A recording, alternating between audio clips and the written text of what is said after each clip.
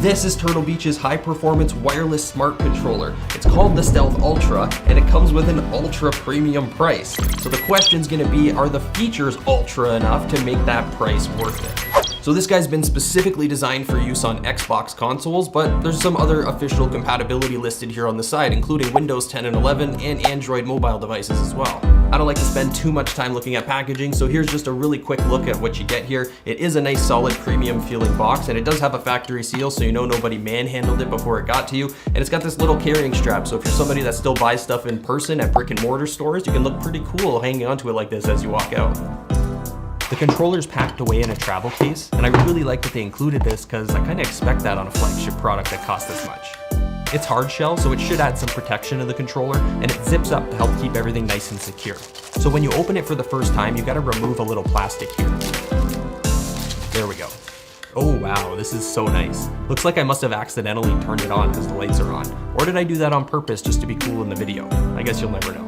This big honkin' thing attached to the back is the wireless charging dock. It's got a magnetic connection, and it's clearly strong enough to stay attached to the controller even when you pick it up. And I can't stop looking at this thing, it's so nice. I gotta force myself to put it down though, because there's more to unbox. This has the charging cable. It's USB-A to USB-C. It's 3 meters long, which is about 10 feet, so that gives you lots of versatility. It does feel premium with this braided coating. It does not feel all that flexible though, but I guess that's really not that big of a deal for a controller. Definitely not as big of a deal as it would be for a gaming mouse. Tucked away in the top cover of the case here, there's a couple more small parts. This is a set of swappable thumb caps. They're just the slip-on type. Basically a cover that fits onto the stock stick. Nothing too exciting. This one here adds a whole bunch of extra grippy bumps, and these other ones just have 4 little bumps arranged in a square pattern. The sticks that come stock on the controller are just smooth, so you'll want to use these if you like a more textured feel. And the last thing here is the 2.4 gigahertz wireless dongle. You don't want to lose that guy or you'll be stuck on Bluetooth, which can be okay depending on what you're playing, but generally 2.4 gigahertz is a much faster and more reliable connection. The way they designed this thing, it looks like it should be really heavy, but it's not. Putting it up against a regular Xbox wireless controller with batteries, it's about 30 grams lighter. Surprising, I know. But the build quality is there. The plastics feel hard and strong. There's some soft textures there along the edges to help enhance grip. Nothing feels loose or wobbly, and all the joints look nice and tight. I gotta say Turtle Beach did a pretty good job with the build quality, even though it's on the lighter side. Next up, we gotta talk about that D-pad, because it just keeps grabbing my attention with its metallic or aluminum looking build. It's super shiny with a brushed finish, and it makes me want to touch it. It's equipped with tactile micro switches, and they make a very satisfying press with a sharp clicky sound. It's a little on the louder side, but it's a nice clean sound, and I like it. Turtle Beach says these switches should be good for 5 million clicks. That's not quite the sky-high numbers you see on mechanical keyboard switches, but still, 5 million clicks is a lot of clicks. Next up is the ABXY cluster. It's using the same micro switches as the D-pad. All the main buttons on here are. So again, very nice tactile feel with that clicky sound. The actuation point feels like it's right at the top of the stroke, and that makes everything feel super fast and responsive. It's a night and day difference compared to other controllers with membrane switches, and I prefer these way more. The left and right bumpers are kind of on the shorter side. It's noticeable, but doesn't seem to cause any problems for me. I can still press them whenever I need to without any issue, which is obviously important. They seem to have more of a mushy feel compared to the D-pad and ABXY cluster, even though they all use the same micro switches. These feel like there's this tiny little bit of post-travel after the tactile bump and click sound. It gives the perception of a softer, mushier kind of button as opposed to something that has a sharp, hard stop. Triggers don't have any tactile or audible feedback, they're just smooth with a hard stop right at the bottom. They do feature an adjustable throw. There's 2 positions to choose from. You can go either long or short. I like the long for stuff like acceleration and braking and racing games. Gives you a bit more control, or at least it feels that way for me. And the short throw is great for first-person shooter games where I want the absolute quickest response I can get. And you can change these on the fly. It's just a set of switches, 1 for each trigger. You just use those to set the position. And they're quite stiff, so you shouldn't accidentally be messing around with that button while you're gaming, even if your finger runs over top of it or something like that. That's obviously a good thing. And I just want to mention how good they actually work. When you set that to the shortest position, there is a very clear hard stop right at the top of the trigger stroke. So if you're playing a shooter game and you want to just dump that whole mag and release as much ammo as you can, that's the way you want to go. Back paddles are in the perfect position to hit with your middle fingers. It's Easy to find and press without having to feel around and try and find where stuff is. Having the mechanical switch and tactile feedback comes in handy here because it adds that extra little bit of sense where you can tell you've made a press. I know I keep going on about these tactile switches, but I can't stress it enough. They just add so much to the overall feel and performance of this controller.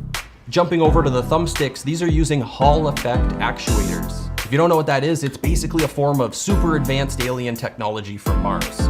The big difference from analog sticks is that they don't use any contact parts to track stick movement. And since the parts never physically touch, they shouldn't be subject to wear and tear.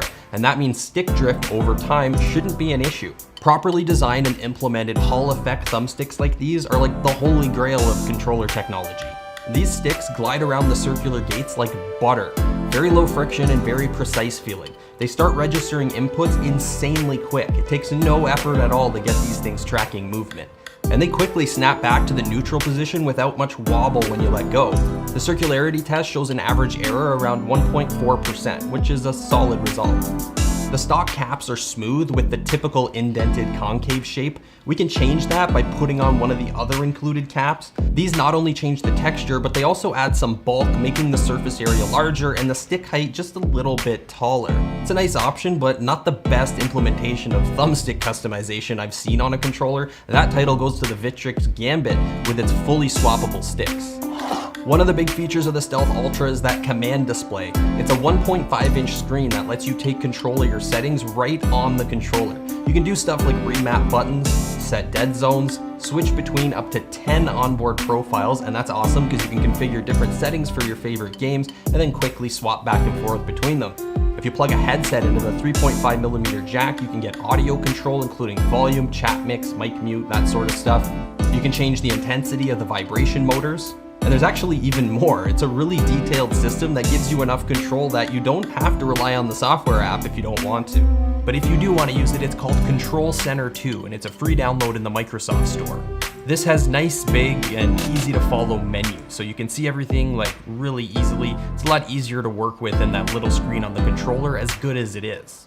Remapping buttons is as easy as clicking on the button and then just selecting the function you want.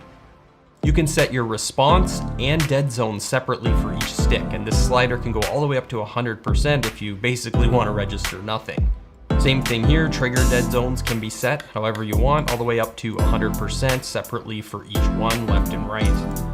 The audio tab has a couple of different EQ settings or presets that you can choose from to quickly change your audio, and you can also enable superhuman hearing, which is a feature that basically destroys the audio quality to exaggerate the highs and bring out things like footsteps to try and give you a competitive advantage.